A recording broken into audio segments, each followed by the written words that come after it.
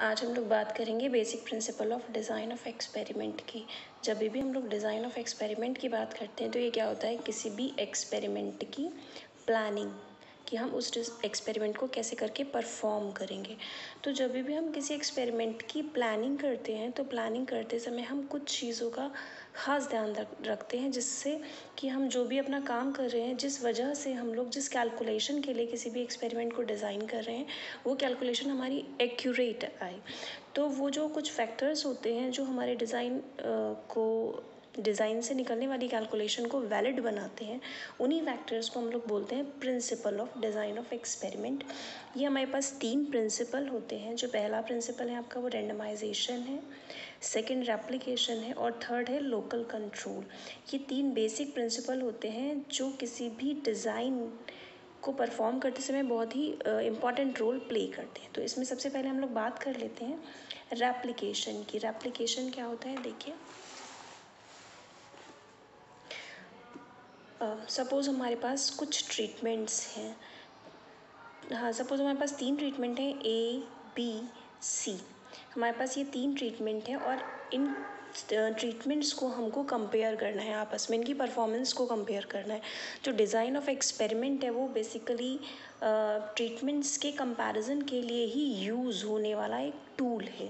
तो हम लोग ये कंपेयर करना चाहते हैं कि ये जो ट्रीटमेंट हमारे पास है, इनमें से कौन सबसे अच्छा परफॉर्म कर रहा है, या इन सब की परफॉर्मेंस सेम है या डिफरेंट है, या फिर डिफरेंट है तो significantly they are differ to each other, या फिर ये इनसिग्निफिकेंटली एक दूसरे से डिफ़र कर रहे हैं। तो फ़िलहाल हम इन सबको, ये जो ट्रीटमेंट है आपके, इनको कंपेयर करना चाह रहे हैं। तो इनको कंपेयर करने के लिए हमको इनको किसी यूनिट पर अप्लाई करना पड़ेगा। तो एक तो तरीका ये है इनके कंपैरिजन का, इनके कंपैरिजन से रिगार्डिंग रिजल्ट निकालने का एक तरीका ये है कि आप इन ट्रीटमेंट को यूनिट्स के ऊपर अप्लाई करिए। सपोज़ ये आपकी एक्सपेरिमेंटल यूनिट है, ठीक है। जब आप इन ट्रीटमेंट को इन यूनिट्स पर अप्लाई करोगे, सपोज़ आपने यहाँ A अप्लाई करा, यहाँ B, यहाँ C, ये 3 यूनिट है आपके पास और 3 ट्रीटमेंट है। आपने इन ट्रीटमेंट को इन यूनिट के ऊपर अप्लाई कर दिया। अप्लाई करने के बाद जो रिज़ल्ट निकल कर आएगा, जो आउटपुट निकल कर आएगा, उस आउटपुट के बेस पर आप ये बता सकते हो कि इनमें कौन सा अच्छा परफॉर्म कर रहा है ट्रीटमेंट, कौन सा ट्रीटमेंट ख़राब परफॉर्म कर रहा है, या ये मोर और लेस सेम परफॉर्म कर रहे हैं, या इनकी जो परफॉर्मेंस है वो डिफ़र कर रही है इनसिग्निफिकेंटली, या फिर ये सिग्निफिकेंटली एक दूसरे से डिफ़र कर रहे हैं। तो एक तो तरीका ये हो गया इनके कंपैरिजन का। एक तरीका और है इनके कंपैरिजन का कि सपोज़ हमारे पास जो नंबर ऑफ़ यूनिट है वो ज़्यादा हो और ट्रीटमेंट यही हो, तो हम इस एक ट्रीटमेंट को एक से ज़्यादा यूनिट पर अप्लाई करें। सपोज़ ये आपका फर्स्ट ट्रीटमेंट A है, इसको हम लोग A ऐसे अप्लाई कर दें, B अप्लाई कर दें, C अप्लाई कर दें, फिर A, B, C, फिर A अप्लाई कर दें, ठीक है। हम लोगों ने यहाँ पर क्या किया है, एक ही ट्रीटमेंट को कई बार रिपीट किया है। अब इस A ट्रीटमेंट की परफॉर्मेंस निकालने के लिए हम क्या करेंगे कि जहाँ पर भी हमने इस ट्रीटमेंट को अप्लाई करा है, कुछ ना कुछ आउटपुट निकल कर आएगा। तो उन सारे आउटपुट के बेस पर एक एवरेज आउटपुट निकालें और फिर बताएं कि A की एक्चुअल परफॉर्मेंस अब क्या निकल कर आ रही है। B हमने जहाँ पर भी अप्लाई करा है, उन सारे आउटपुट या रिज़ल्ट को निकालें और उसका एक एवरेज निकालें। वो मेथड आप डिपेंड करता है according to situation, according to problem कि हम लोग क्या कैलकुलेट कर रहे हैं, लेकिन हम इन सब के बेस पर ये बताएं कि अब B ऑन द एवरेज क्या परफॉर्म कर रहा है, या फिर C इन सारी यूनिट के बेस पर बताएं कि एवरेज परफॉर्मेंस C की क्या निकल कर आई है। तो एक तरीका ये है कि आप A, B, C को सिंगल यूनिट पर अप्लाई करिए और उनकी परफॉर्मेंस देखकर आप ये कंक्लूज़न निकालिए कि इनमें से कौन सा अच्छा है, कौन सा ख़राब है, या ये तीनों मोर और लेस सेम परफॉर्म कर रहे हैं या सिग्निफिकेंटली डिफ़र परफॉर्म कर रहे हैं। और एक तरीका ये है कि आप एक ही ट्रीटमेंट को एक से ज़्यादा यूनिट पर अप्लाई करें और उसके बाद रिज़ल्ट दें। तो ये जो तरीका है ये हमको काफ़ी अच्छा एस्टिमेट प्रोवाइड कराता है कि हमारे जो ट्रीटमेंट है वो क्या परफॉर्म करवा पा रहे हैं, क्या रिज़ल्ट हमको दे रहे हैं। तो जब हम लोग एक ही ट्रीटमेंट के बारे में कंक्लूज़न निकालने के लिए, ट्रीटमेंट के कंपैरिजन में ट्रीटमेंट की परफॉर्मेंसेस को कंपेयर करने के लिए जब उसको एक से ज़्यादा बार रिपीट करते हैं तो ये जो रिपीटेशन है, यही रिपीटेशन आपका रेप्लिकेशन कहलाता है। तो जब भी आप डिज़ाइन ऑफ एक्सपेरिमेंट परफॉर्म करते हैं तो आगे आप लोग देखेंगे, अगर आप लोग अभी बेसिक प्रिंसिपल पर हैं तो आप लोग आगे कुछ और डिज़ाइंस पर आएंगे तो वहाँ पर हम लोग एक ही ट्रीटमेंट के बारे में डिसीजन लेने के लिए उसको एक यूनिट पर कंपेयर ना करके उसको एक से ज़्यादा यूनिट पर अप्लाई करते हैं और फिर देखते हैं कि इसकी एवरेज परफॉर्मेंस क्या है। तो ये जो ट्रीटमेंट का रिपीटेशन है मोर देन 1 यूनिट, वही रिपीटेशन आपका रेप्लिकेशन कहलाता है। तो रेप्लिकेशन समझ में आ रहा होगा आपको। अब रेप्लिकेशन क्या होता है? रेप्लिकेशन का मतलब है ट्रीटमेंट की रिपीटेशन, उसको बार बार हम यूनिट्स पर अप्लाई करें और फिर बार बार उसकी परफॉर्मेंस या आउटपुट देखें, उसके बाद हम कंक्लूज़न निकालें कि ये सारे ट्रीटमेंट एक दूसरे से कितना ज़्यादा डिफ़र परफॉर्म कर रहे हैं या मोर और सेम परफॉर्म कर रहे हैं। तो ये हो गया आपका रेप्लिकेशन। अब आपका आता है रैंडमाइजेशन।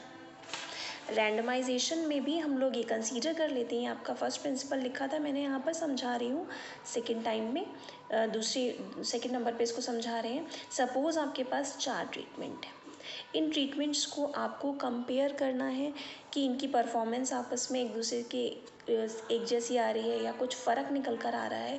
ये जो डिफरेंस है वो सिग्निफिकेंटली डिफ़र कर रहे हैं ये ट्रीटमेंट आपस में या इनसिग्निफिकेंटली डिफ़र कर रहे हैं।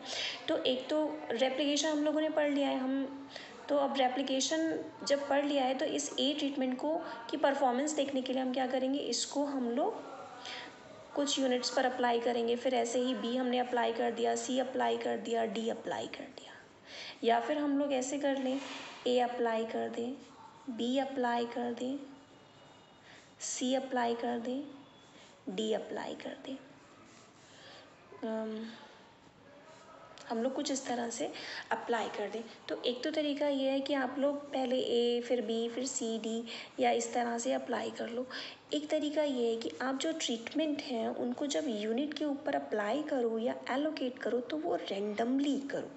यहाँ पे ये जो रैंडमाइजेशन है, इस नाम में ही रैंडम वर्ड आ रहा है। रैंडम का मतलब होता है नॉन सिस्टमैटिक, जो चीज़ें सिस्टमैटिक ना हो, प्री डिसाइड ना हो, उसको हम लोग रैंडम बोलते हैं।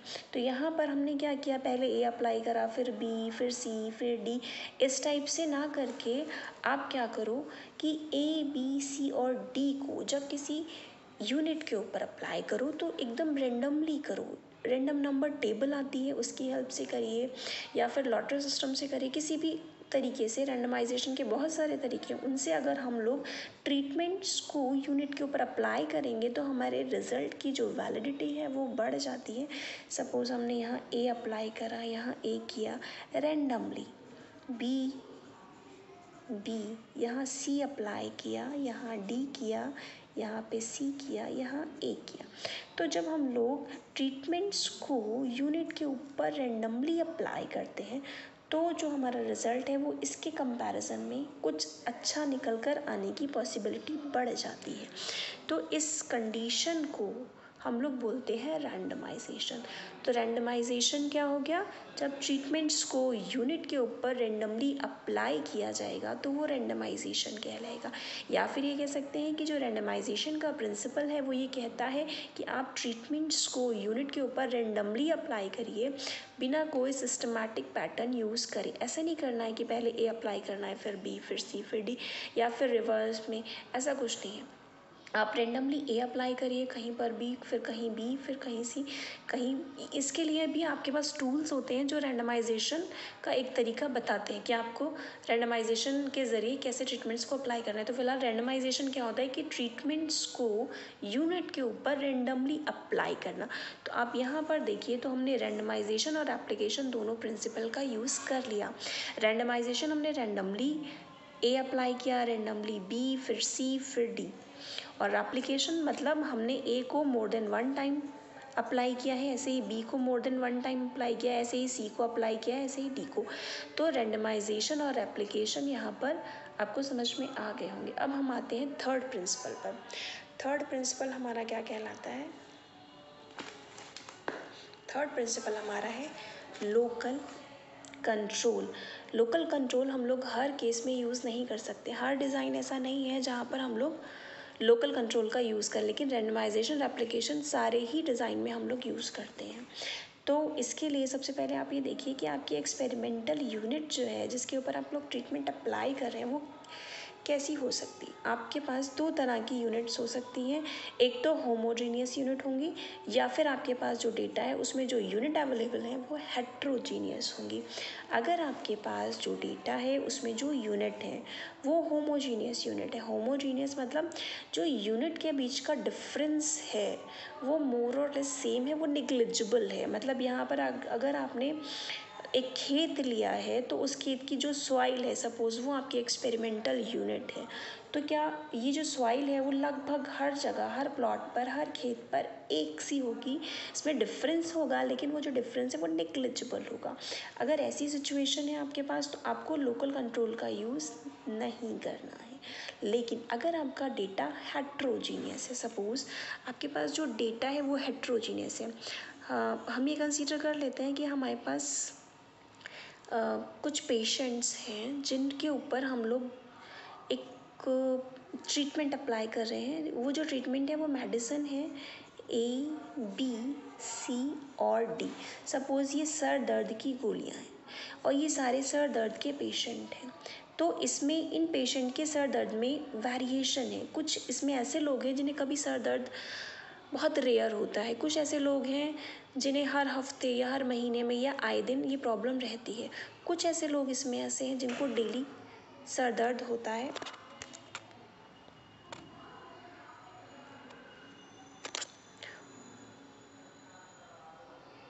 और कुछ लोग इसमें ऐसे हैं जो माइग्रेन की प्रॉब्लम को लिए हुए हैं।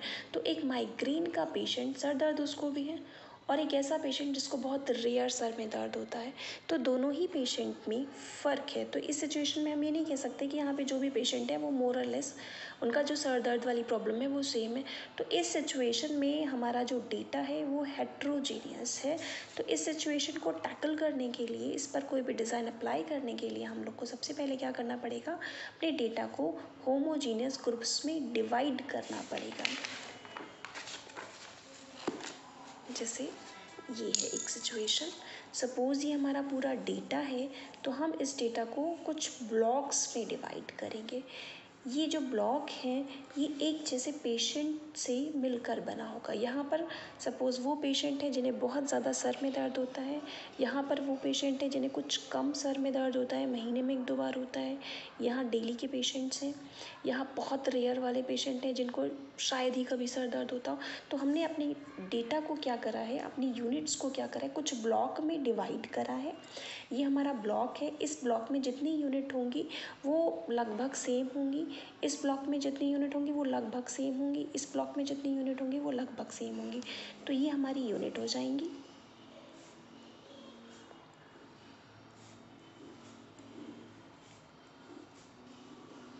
ठीक है, ये हमारा ब्लॉक हो गया, ये हमारी यूनिट हो गई।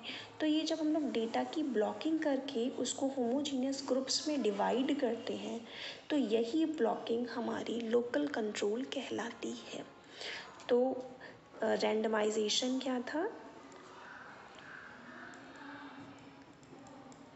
रैंडमाइजेशन में हमने क्या किया, ट्रीटमेंट्स को यूनिट के ऊपर रैंडमली अप्लाई किया। रेप्लिकेशन में क्या किया, एक ही ट्रीटमेंट का रिपीटेशन किया ताकि जो रिज़ल्ट निकल कर आए on the basis of average निकल कर आए, तो हम ज़्यादा अच्छे से चीज़ों को एस्टिमेट कर पाएँ, ट्रीटमेंट्स को कंपेयर कर पाएँ।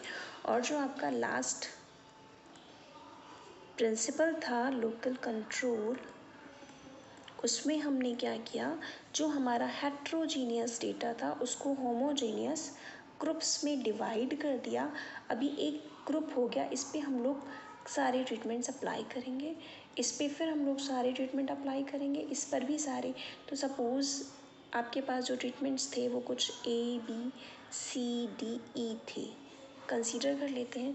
तो हमने एक बार ए यहाँ लिया, एक बार यहाँ, एक बार यहाँ, एक बार यहाँ, एक बार यहाँ। तो इस ए के पास ये जो मेडिसिन थी इसके पास हर टाइप का एक एक पेशेंट आ गया। ये जो बी है इसको भी रेंडमली हम लोग कहीं पर भी हर ब्लॉक में अप्लाई करेंगे। अब इस बी